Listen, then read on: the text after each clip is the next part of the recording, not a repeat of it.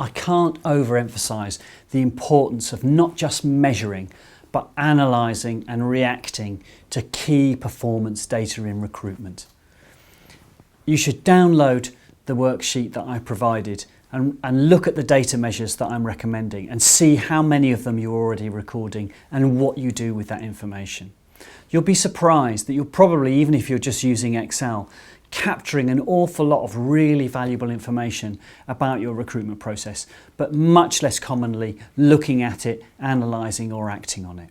And you can get so much value out of monitoring your recruitment system. I mean, there are many measures, but just to pick a few, the time to hire is one of the classics. How long is it taking you to move people through the system? The longer you take, the more likely you are to lose people. Which sources are delivering high quality candidates? It's very important to know which source each candidate came from and how that source is performing, how much it's costing you, what your return is, what's the cost of hire for each source. Very important. Also look at your no-show rate for interview.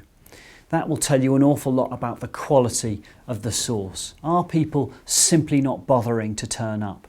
And in other cases, classically we would expect employee referral to be one of these, where almost everybody will turn up for an interview.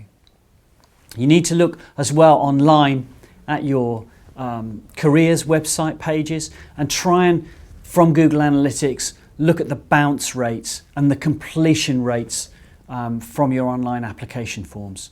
And in some organisations, we've seen no applicants at all through their online form because it was simply impossible to apply that way and no one had tested it and realised that the buttons were broken.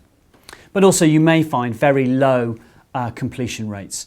So for one client I looked at, which has a 5-page application form, the number of people that completed the first page and then went on to complete the final page 5 was only 7% of the starters. So they were losing 93% of their applicants just because their form was too difficult to use. So data is absolutely essential and what you do with it is critical, and you should set aside time every week to look at this and to monitor what you're doing and constantly look at ways of improving each metric that you can.